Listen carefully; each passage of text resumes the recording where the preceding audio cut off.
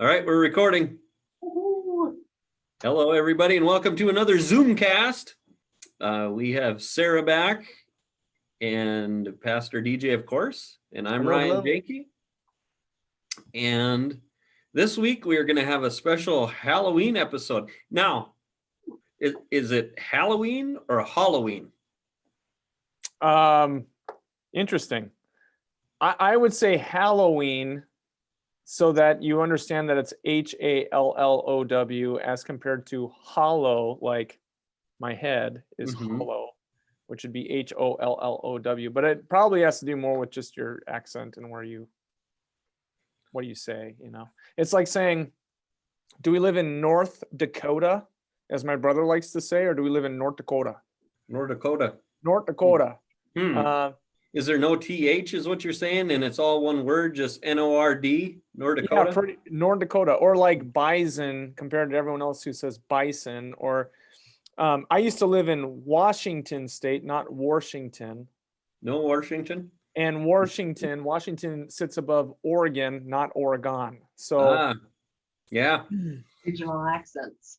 Regional accents for sure. Sarah, where are you at on it? See, I'm with DJ. I would say Halloween, but similar to I always over enunciate library, because one of the things that just gets under my skin is when kids say library. Oh yeah. Mm-hmm. It's library, Halloween. Yeah, I'm Halloween as well, but I never even thought of it until my wife Tabitha pointed it out to me that she says Halloween, and I say Halloween. Boy, that's one subtle differentiation. Is your marriage doing okay? We're fine. We're fine. Okay. All right. We good. Celebrated 19 years yesterday. Ooh, congratulations. That's amazing. Yeah. And you still like each other after 19 years, huh? Yeah. We had a fun conversation earlier today. Sarah, do you want me to tell the story, or do you want to tell the story? I gave Sarah some hey, if this happens, sort of watch out advice earlier today. Yeah. So, some wisdom from all of your adventures, huh? Yeah. Well, more so so that she has some perspective. So what do you say, Sarah? What's Ryan's life advice is always just set the bar low, because it can always exceed. However, be careful when you set that bar high, because then it will be expected from there on out. So yeah, sure. It's kind of like your first day on the track team. You don't want to give it your all. You want to sandbag a little bit. Otherwise, next time you go out, they're gonna, it sounds like it takes a lot of work to keep from working. That sounds very tiring. Well, I just told Sarah,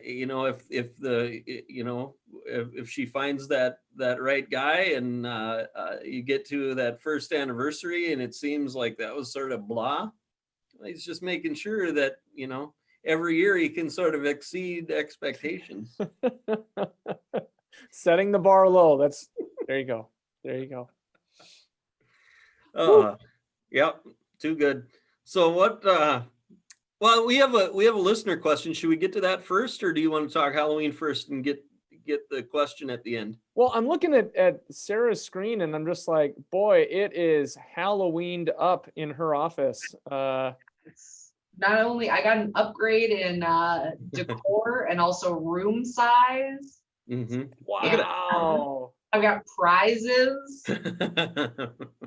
People just bring me gifts. No. That is something else. Well, so let's talk about Halloween first, and then we can get into the question, because it's that season, and I don't know if people are aware of this. I certainly wasn't. In fact, it really hadn't touched my radar. I always thought that Halloween was just a fun holiday for kids, where you got to dress up in costumes and get candy, and it was kind of spooky. And nowadays I took my daughter Halloween costume shopping, and we went to one of the Halloween stores that pop up at this time, And she was telling her sister about her experience shopping with her dad because I would walk around every corner and just be like, that's gross. That's gross. Everything That's in here is inappropriate. gross. Inappropriate. Well, Inappropriate. and it was, and to me, I'm like, well, that's not what the spirit of Halloween is about. But because having looked into it, I didn't realize Halloween means All Hallows Eve Mm-hmm. or the Holy Evening, and it's a very old Christian tradition. Hmm. But you know, everything's so gross now that we lose the original intentionality of the holiday. So a little bit of history, if I can share. Halloween it goes back to like the 7th century in Europe. And it was one of 3 big holidays, Christian festivals. And a holiday had to do with a meal, like a special meal, right? And kind of like, you know, Thanksgiving in the United States, it's a special meal. If you're American, you celebrate Thanksgiving, you're probably going to eat a turkey. Well, the festivals within Christianity prior to the Reformation were often tied to a special meal and certain activities that are done. And by 1000 AD, a bunch of them were required in order to be considered Christian. It was like, hey, the church is having a party and you're gonna come, basically, is how it came about. Mm-hmm. And All Hallows Eve was one of those. It's the big celebration before the more important holiday, which was All Saints Day on November 1st. Okay, so to step back and to explain this, what would you say is the biggest holiday in the United States? In terms of what? Just Commercials? what? Yeah. Well, you know, I mean, what are the different holidays in the United States? I guess we can start there. Well, you got Christmas. We got Christmas right off the bat. You named Christmas, right? Yep. What other holidays are there? 4th of July. 4th of July, Thanksgiving. Those are both about national identity. Mm-hmm. Christmas has become part of national identity, but its origins are in Christianity. Yeah. Okay. It's the celebration of Christ's birth. Right. And Christmas is not just one day in Christianity, it's an entire season. But the beginning of Christmas Day begins when? Is it midnight, December 25th? When does Christmas, the celebration of it, actually begin? Well, if you're in Hobby Lobby, it starts about July 5th. And I'm okay with that. Well, it also depends on if you have one of the German chocolate calendars where you open the door, you know, sure, every day. What is that? Yeah, 25 days, right? It starts December 1st. Well, so it actually begins on Christmas Eve at sundown. Okay. And this speaks to its Hebrew origins. It's Israel Jewish origins. When does the next day begin in the Jewish weekly calendar? Do you know? The next day? Saturdays. What's that? Saturday at like a certain time. So Saturday is the Sabbath for according to the Jewish faith, correct? Yep. The day Saturday actually begins at sundown Friday evening. So the origins of that thinking came into Christianity. And as Christianity developed, it had certain celebrations very early on. One of those was Christmas. But the party, so to speak, celebrating the birth of Jesus begins on sundown the night before.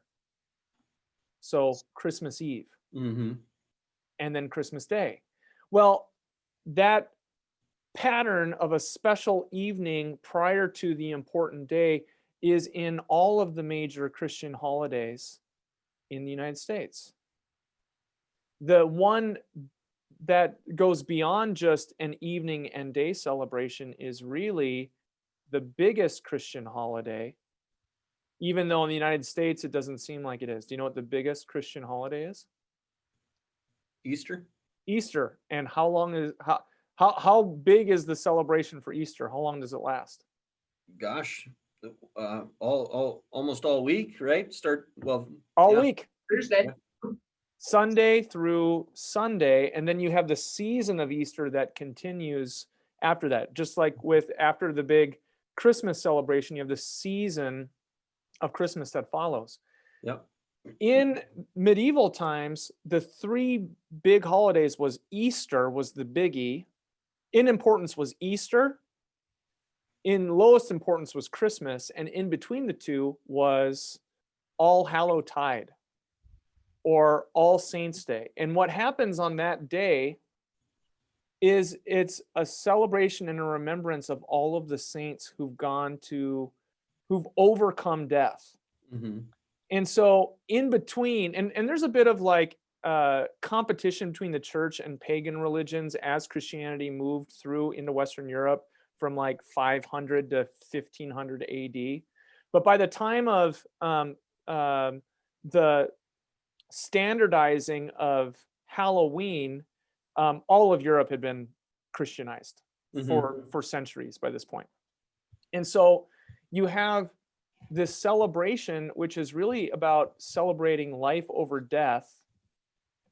With Halloween, you have a mocking of the powers of death and the devil through wearing costumes that make fun of the authority and power of scary things over our lives. You have the sharing of cakes and candies and making kind of a lampooning celebration with children dressing up as spooky things or whatnot, and trick-or-treating. And that does is it takes away the power of death and evil and the demonic and makes fun of it. Because what happens on All Saints Day is death is destroyed and overcome because Christ is risen, and therefore all the saints are risen as well. So in the church, we celebrate on November 1st, All Saints Day, but it really is tied in conjunction with All Hallows Eve that begins the night before, just as Christmas Eve is tied into Christmas Day. And the entire Passion narrative all week long is tied into and reaches its culmination on Easter Sunday. Yeah. You following what I'm saying with all that? So I'm looking back behind Sarah at some of the like symbols and whatnot of the different like Halloweeny things. We got, spooky on the wall, and you have ghosts and bats, and pumpkins and bats. And all of those things are meant to lampoon the power of sin, death, and the devil. Like look at the ghosts. Are those scary to anybody? Sarah, I don't know if I messed up the recording last week, so so no. Well, and the jack-o'-lanterns, there's a Celtic tradition about jack-o'-lanterns like housing the souls of the dead until they go on to their next whatever. And so in carving into pumpkins a jack-o'-lantern and then putting a candle in it and making it into a children's activity, is that something that celebrates the demonic, or is it something that lampoons the power of such things? It serves to lampoon it. There's nothing scary about those carved pumpkins that I see on the black, whatever it may be.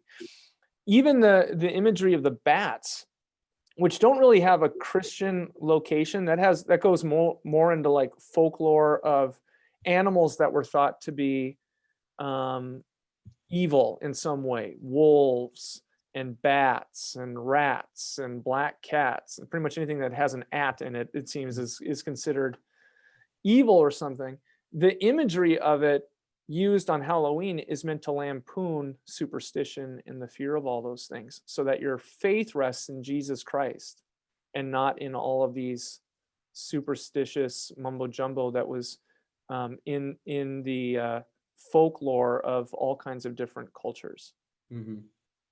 So in many ways, Halloween itself is a war on superstition and false belief and taking the power out of it, so that your hope would rest not in these scary, mysterious, earthly, demonic powers, but that your hope would rest in Jesus Christ, who brings resurrection to the dead, rather than fearing the dead.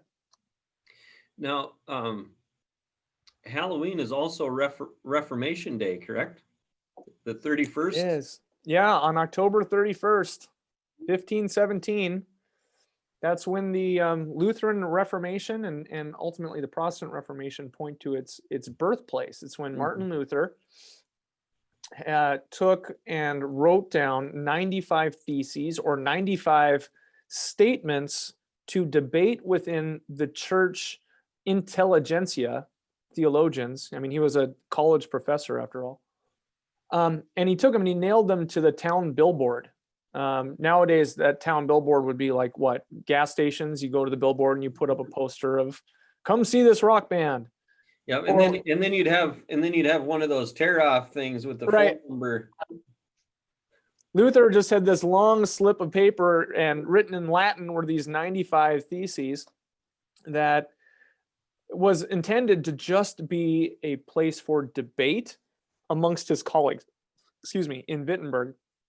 His students take it off the wall, take it off he nailed it to the church door, which was like the bulletin board for the town. His students took it off, read it, and were just like, everyone needs to read this. And so they went, and it would be like someone today taking something off of a bulletin board and then typing in on the internet, on Facebook and Twitter, social media, "Hey, come to this concert."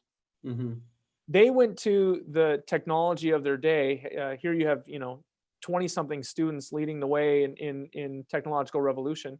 They go to the printing press with Luther's handwritten document and have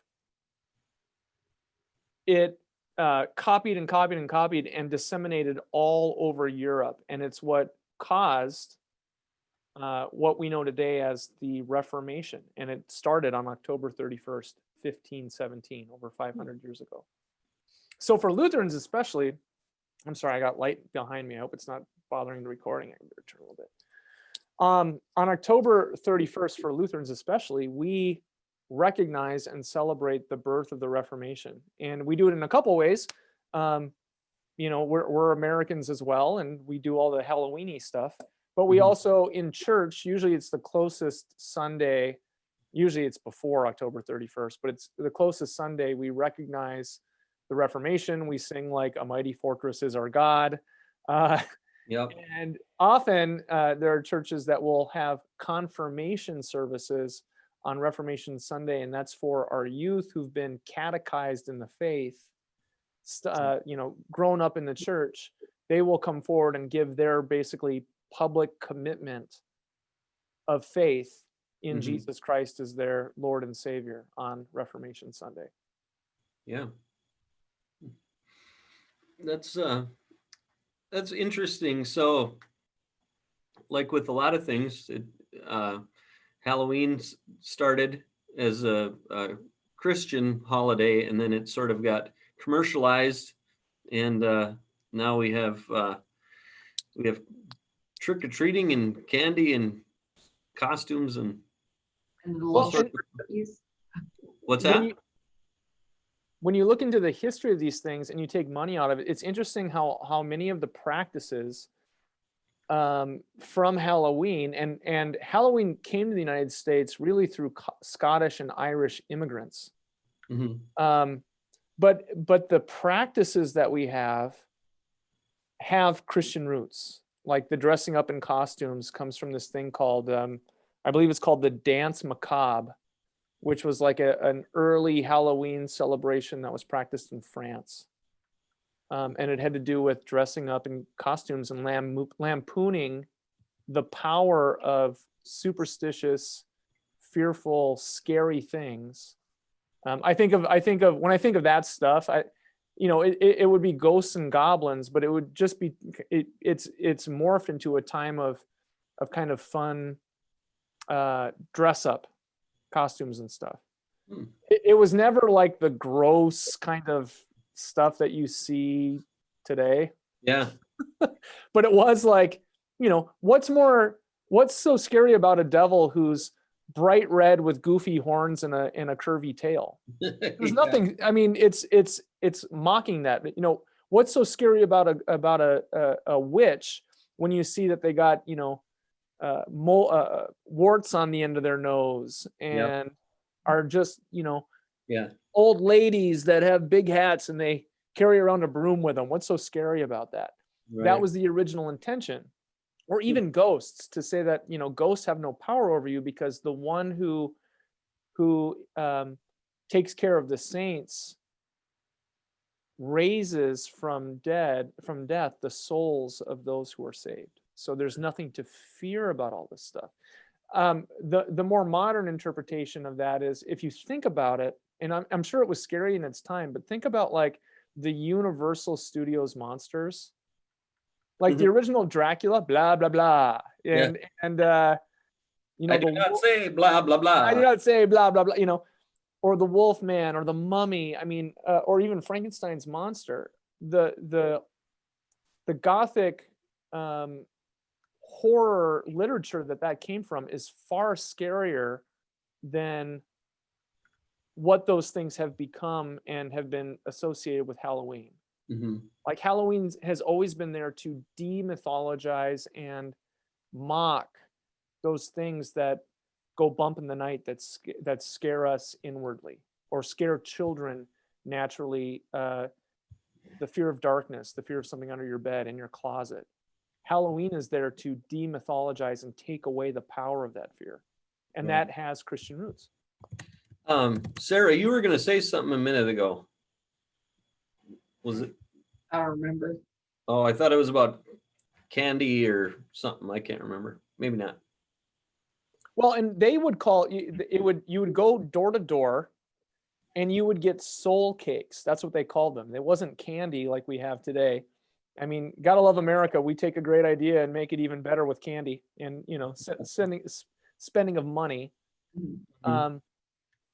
All those, the original trick or treat gift is you would go to your neighbor's door and they would give you what are called soul cakes, which was like a little biscuit or like a sweet bread that would be given. So, yeah. Huh. Now it's Snickers bars and Reese's peanut butter cups. Individually wrapped. Individually wrapped, yep. That's funny. So Sarah and I have had this debate over and over again about DJ, I'll start with you. What's your favorite Halloween candy? Reese's peanut butter cups. Reese's peanut butter cups. Mm-hmm.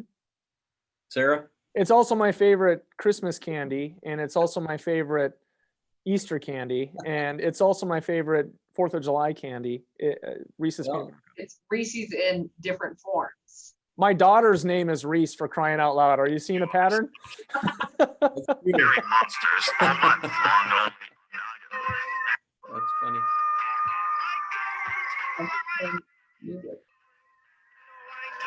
Whoops. Hold on. Did that come through? It wasn't on my end. It wasn't supposed to play yet. Hang on a second. Oh. This is where I'm at. Hang on just a second. Oh, you're gonna hate on candy corn. Ready? June is spooky scary monsters all month long, only on Noggin. I don't like candy corn. No, I don't like candy corn.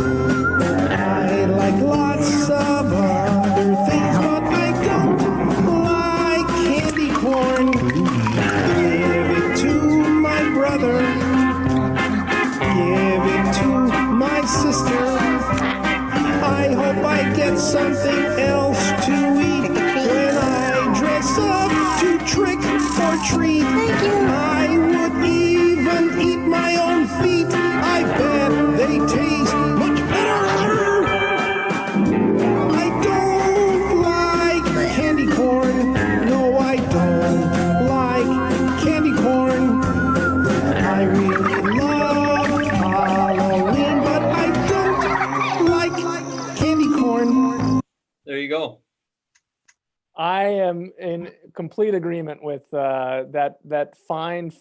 What was that? A public announcement, PSA? Is that what that was? But it could be. That was actually Moose and Z from Noggin.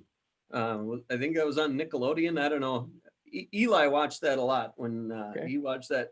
I think it was, I can't remember the name of that.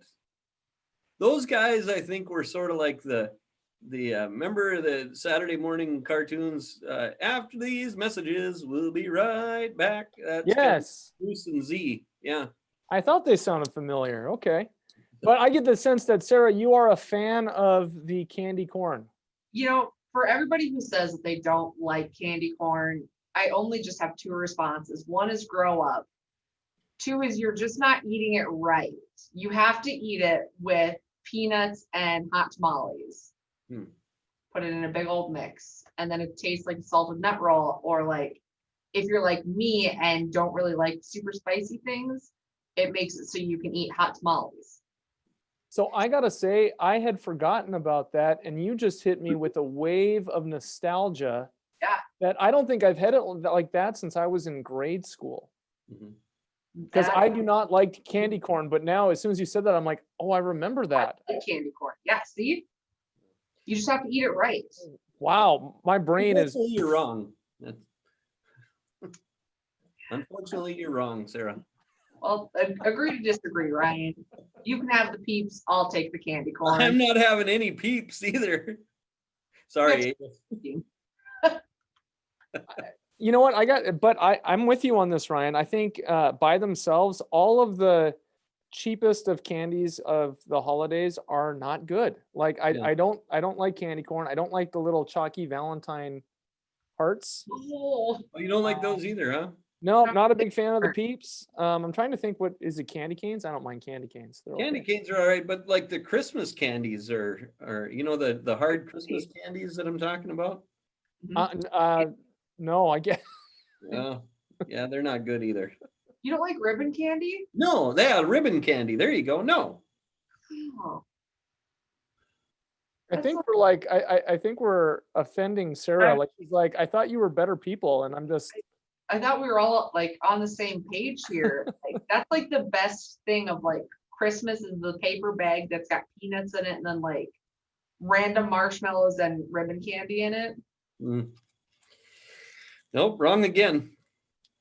Man, haters gonna hate. In the words So, of Taylor Swift. My kids don't have. Eli used to go out for trick or treating, but Haley has never ever liked it. She's like to just hang out at home and hand out to the kids coming by. DJ, where are your kids at? Do they still go?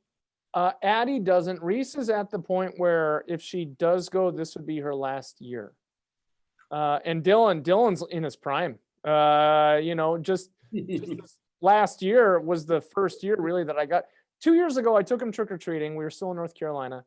The first house, he walked up to the door, looked at the person who opened the door, basically went, nope, and turned around and walked. And so I ended up picking him up and walking back over there. And he's in a little, red Power Rangers costume. That was his costume that year. Yeah. And basically said, okay, Dylan, this is your neighbor. You know your neighbor. This is what we say to them. We say trick or treat. So I got him to kind of mumble trick or treat. And he had his little pumpkin jack-o'-lantern, right? Yep. And they gave him candy. And as soon as he realized what the transaction entailed, he was off to the races. I couldn't tell him. He was down and running to the next house because he's like, wait, I got to do this with everybody? I'm like, yeah. Just this once a year? Yep. So, I mean, he was gone. And we filled up his bucket to the brim and it was ready to overflow. And that's when I had to cut him off. I'm like, that's my limit. Yep. This bucket. And so we went home and he slept with a smile on his face, having discovered the joy of trick-or-treating. So like I said, Haley has never ever liked trick-or-treating. The first year, she was born in October, so she didn't go obviously that year. So the next year when she was a year and a few weeks old or whatever it was, Tabitha bought her this nice butterfly princess costume, and it had wings on it. Mhm. And you think it was pretty much a black shirt, black pants, and then these wings. And do you think she'd wear the wings? No way. Nope, Forget not it. wearing them. Not wearing them. So we're like, what are we gonna do? Because at that time, where Tabitha worked, it was a nursing home, and all the residents there wanted to hand out candy to all the kids. They just loved it. So we were heading over there. Like, I don't know what to do. She won't put the wings on. There's no way we're getting them on her.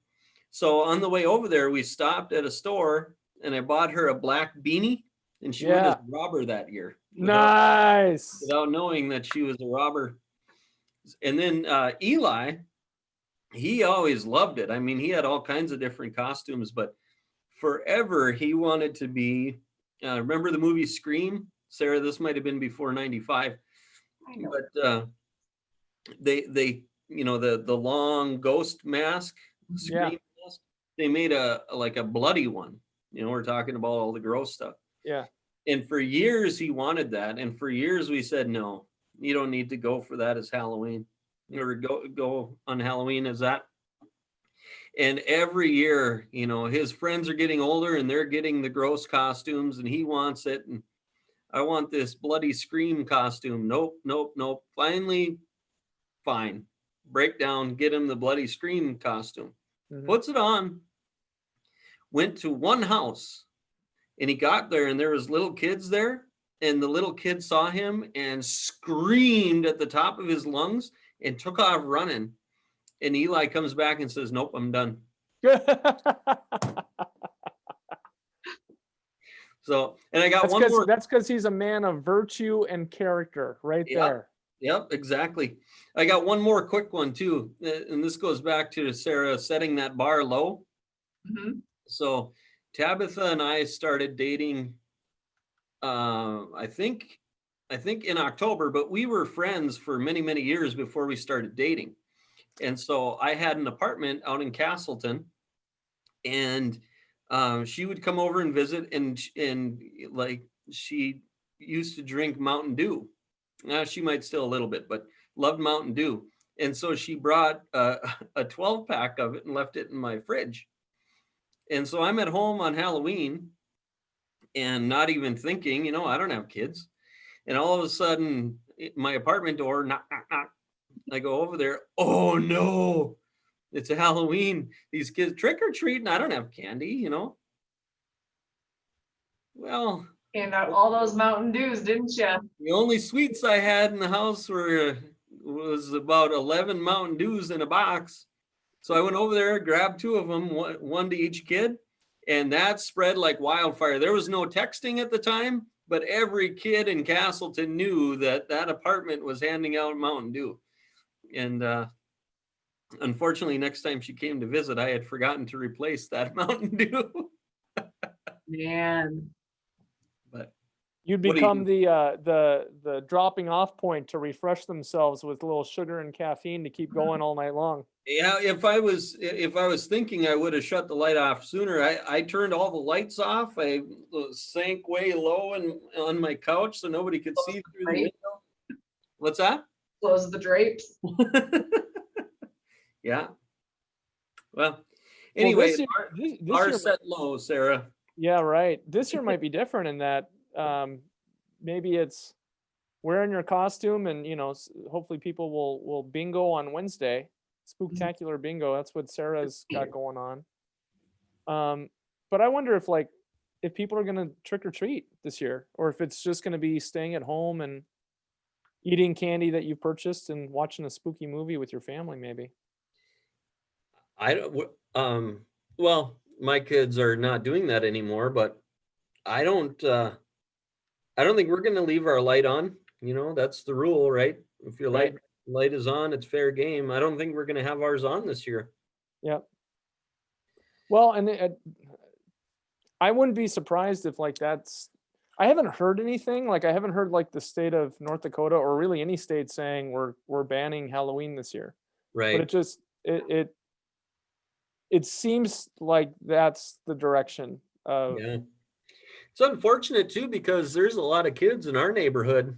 I think we've had in the 70s and 80s for kids, getting candy, and so it's kind of a disappointment. Well, I will say that we've had a lot of that too. Every neighborhood we lived in, there was a lot of kids, but just between us, I preferred it when few kids came, because guess what kind of candy I would buy to hand out? Oh, I can only imagine. It wouldn't was be all- Reese's peanut butter cups, would it? Reese's peanut butter cups. So then I would have I'd always have a smile on my face. I always buy one bag for myself that I keep to the side on Halloween. Okay, maybe you mentioned this already, and if you did, I apologize. Is it the ones in the orange pack, the full size ones, or the little ones? It's all good. Yeah, but I like the little ones. Yeah. I don't discriminate amongst them. And you know what they're really good on? S'mores. Yeah, that's true. See, I like the little ones better, because I feel like they've got a better chocolate to peanut butter ratio. Well, there you go. My problem with the little ones is I can eat one package of Reese's peanut butter cups and I'm good for a bit.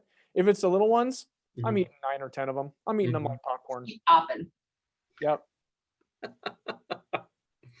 Yep. So Well, Uh, happy Halloween, everybody. I'll just yeah. say that. And now that you've heard the Christian value of Halloween, understand that and go ahead and trick or treat to your heart's content without any heartburn.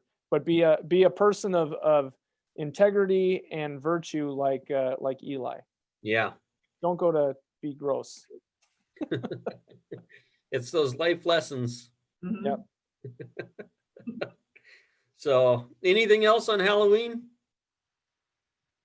Any other comments, or no? We've got I'm not sure when this recording is going to come out. Today, It is today before 6:30. hopefully. Okay, so at 6:30 tonight, we've got Boo Ingo Halloween bingo on Zoom. Spooktacular. Spooktacular. So if you're one of our listeners who listens as soon as the episode drops, don't forget, tonight we got Boo Ingo. Get signed up, atonement.live. Yep. Got to be signed up to join, right? To get the Zoom. Yeah. link. To get the link, yep, you got to be signed up. So, okay, well, we got a question this week from a listener named Louise. This is, I believe this is Louise's first time sending anything. So Louise, thank you for the question. It is about Cain from the book of Genesis. Mhm.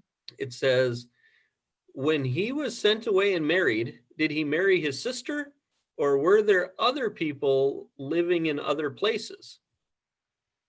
Yeah, that's the big question, right?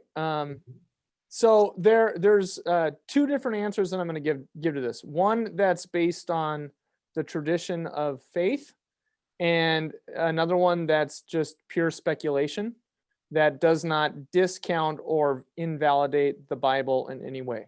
Okay, so what we're talking about is in the book of Genesis, we hear about the first 2 humans, Adam and Eve. And Adam and Eve had 2 sons, and that's what we hear, that they had 2 sons named Cain and Abel. Then we hear that Adam and Eve also had other sons and daughters, but they're not named except for one other son named Seth. I believe he's the only other one who's named. Mhm. And the story of Cain and Abel is that Cain and Abel come before the Lord and give offering, and Cain is a farmer, just like his dad before him. You know, Adam was a farmer. Cain's a farmer. Adam's name means land, and Cain means like favorite son. It's got this connotation that Cain's way more important than Abel. And it's tied into the promise that God makes to Eve when she says, you will have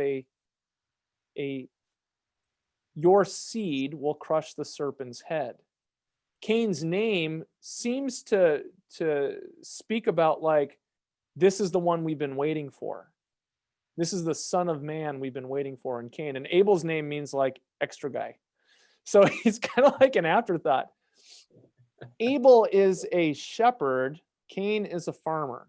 So Cain follows in the family business of his father Adam, whereas basically Abel is like an entrepreneur going and doing something else, but carrying out the stewardship of creation that God gives to humans. Now it comes down to an offering is given, and Cain gives an offering of his stuff, basically like a grain offering, and Abel gives an offering of the best of his flock. And it says that God was pleased with Abel's, but not with Cain's. And we wonder, reading that, well, what was so much better about Abel's offering than Cain's offering? It wasn't the offering that was the important part. It was the faith that was behind the offering that mattered. Okay. And so Cain gets angry because Abel's offering is accepted by the Lord, but Cain's is held not to the same special regard. Mhm. And so God speaks to Cain and says, if you give what you have, will it not be respected? Or, something along those lines, like, have faith in me. Well, what ends up happening is Cain ends up, in his jealousy and in his spite, murdering his brother Abel. And then God calls Cain out on it, and Cain is said to be sent away, and that he has this mark placed on him so that no one would kill him. So it already presupposes that there are other people out there. And then the question comes, because we hear about Cain's descendants, who was his wife?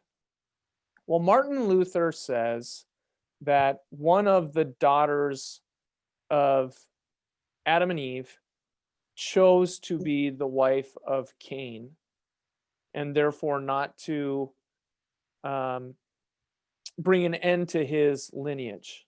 Mhm. That, right? Now, and so our modern minds might be like, okay, first of all, ew, his sister. Mhm. But there's something to understand about history and prehistory. Prior to Noah, it seems like the genetic predisposition, if you want to put it that way, of the biblical people was not as tight-lined as it was after Noah and the ark, which seems to make sense, because you have a lot of time that's passed since the beginning, and you have sin entering in, and people's lifespans getting less and less and less. And if you think about that on a genetic predisposition, mutations are happening, and mutations always mutations don't lead to good stuff. Mutations always seem to lead to bad stuff. Mhm. And so you have like a diluting of the gene pool from the original source.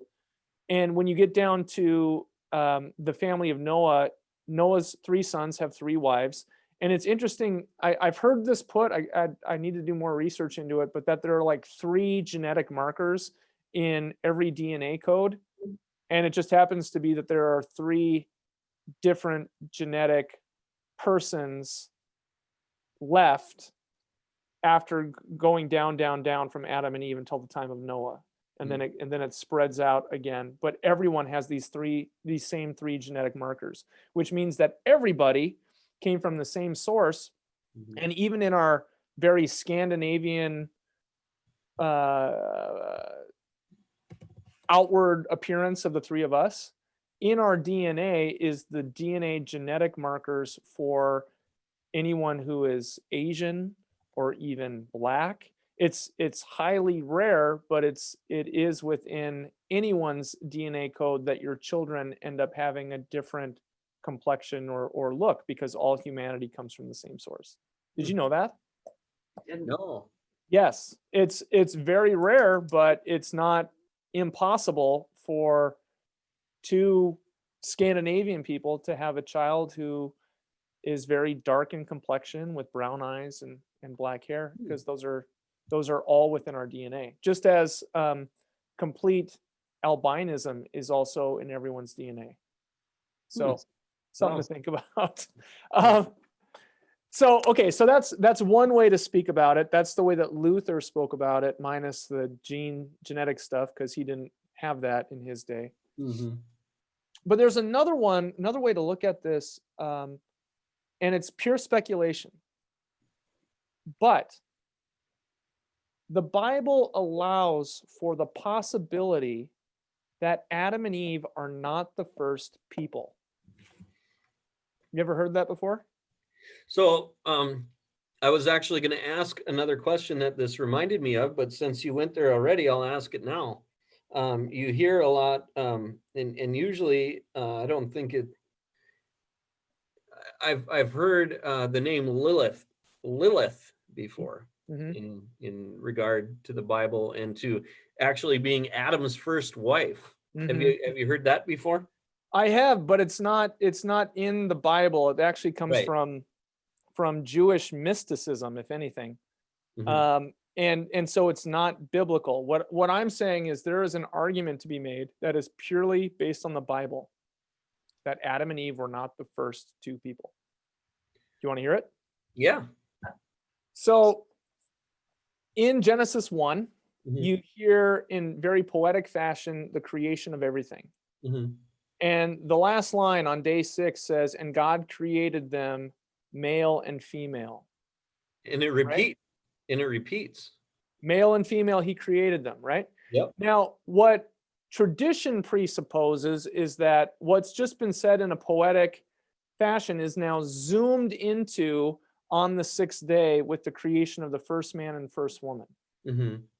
If you separate those two out and say, okay, this is an event that happened, the 6 days or the 6 ages of creation. And then what happens next is God reveals himself to humanity by actually doing something with his creation, and he does form Adam and Eve with his own hands. We don't know how much time has gone by since the first, if you take day to mean not one 24-hour day, but ages of creation, it's interesting how that lines up with theories about evolution. See, evolution, the biggest problem with evolution within a biblical narrative is not evolution per se, but the time that's necessary. And if you're saying, nope, it has to be 6 literal days, then you have to reject the idea of creation happening over many years. Whereas evolution, if it rejects and says, no, it has to be many years, that's where the problem happens, is how long, what's the time frame in which God does these things? Right. So let's just presuppose that prior to Adam and Eve coming on the scene, that God has allowed humanity to develop over time, and death has been a natural consequence of evolution, because in evolution death is necessary. It has a purpose. Now what happens is God now takes the best of his creation, made in his own image, Adam and Eve, and doesn't just speak them into existence. God forms them and breathes his own life into Adam and Eve, and it's from Adam and Eve that God plants paradise and sets up the possibility for this human creation that can perish to be able to survive death by eating the fruit of the tree of life, which is basically the promise of God's goodness being given to those that are made in his own image, humans, right? God said, let us make them in our own image, male and female, and created them. That's in Genesis 1. Genesis 2 and 4, God takes the best of his creation, Adam and Eve, and to Adam and Eve comes judgment, a testing. Will my creation be faithful to me and allow me to be the creator and them the creation? And thus, from the beginning, overcome the consequence of death and live eternally. That's what happens in the garden. The tree of the knowledge of good and evil is laid out, and Adam and Eve choose death, sin, and wanting to be their own gods over being faithful and being the good creation they were meant to be. They wanted to be their own gods. And all of humanity then gets trapped in this corruption, and therefore death becomes the consequence of sin rather than a penalty for sin after the fact. You understand the difference? Like God was going to remove Adam and Eve and humanity from the consequence of death, or from the reality of death, but it ends up becoming a consequence because of sin. Death remains the end all for a sinful humanity that's separated from God. And this judgment happens because Adam and Eve, the best of humanity, fails to be faithful. So the whole rest of the Bible is a sequence of God promising to redeem his broken creation, his broken humanity that is brought to completion in his Son, Jesus Christ, who becomes the second Adam, or the creation that is without sin, that remains without sin, even in the face of death itself, and therefore overcomes death, which is the opposite of what happens to Adam and Eve. Are you following me that far? Yep. That all makes sense? Yep. Yeah. So then the last piece you have is, so who did Cain marry? Well, Cain married the descendant, a woman of other peoples that are outside of the garden and God's chosen people. And what makes them chosen people is that God has revealed himself through his word and through his revelation to Adam and Eve and then their descendants. Whereas there's been a whole other grouping of people who do not know God, to whom God is hidden from. And so, and this falls right in line with the revelation of Scripture and how the church operates throughout history. It's all tied into God gives a word to a person, and that person passes on that word, and faithfulness to that word makes you in relationship with God. Unfaithfulness to that word keeps you separate from God. And so Cain is separated from God because of his sin, and therefore just joins the rest of humanity that is not children of God, basically. So that's the other answer. So yes, it's either a sister of Cain, or yes, it's another person. Those are really the only two possibilities. Yeah. And Luther said it's his sister. I speculate on the other one. It's fine with me if it's his sister or not. If it's not, I have no problem. I don't have any heartburn over this idea that Adam and Eve are the ones who are judged. All of humanity is judged through Adam and Eve. But what becomes interesting is that everyone is descended from Adam and Eve, because what happens at the flood? everybody was wiped out Everybody was wiped out except for who? except for Noah and his family. And his family. Now, what we don't know about Noah and his family is who were the parents, what was the lineage of Noah's sons' daughters? Right. Don't know. But the line has come down to basically 3. Yeah. I think the other thing, and we talked about this a few weeks ago with Pastor Cross, is I'm sorry, Noah's sons' wives. Did I say that right? I may have said Noah's sons' daughters. Who are the parents of Noah's sons, Shem, Ham, and Japheth, their wives, who were also saved in the flood? Were they from the line of Adam and Eve, or were they from the line of the rest of humanity? Yeah. That's kind of the big point I was trying to make there. That's more confusing than trying to figure out how Dell and I are related. Yeah, right. Exactly. And you know what a hard time we had with that one. Yeah. No, we just to follow up on that. I think it kind of goes back to a couple of weeks ago when we were visiting with Pastor Cross, and how the earth was likely a lot different place prior to the flood. Yep. However that looked. What I just shared with you, here are things that are incontrovertible that cannot be denied. One, that Adam and Eve are historic figures. And 2, that the flood was an historic event. Yep. If you hold those 2 things to be unassailable fact, then whether or not Adam and Eve are the first 2 persons to exist becomes irrelevant to the biblical witness and its truth. Right.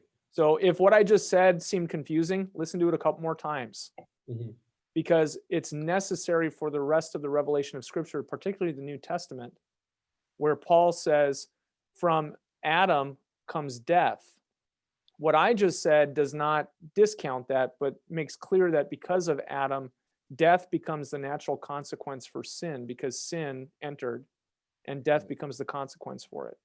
Yeah.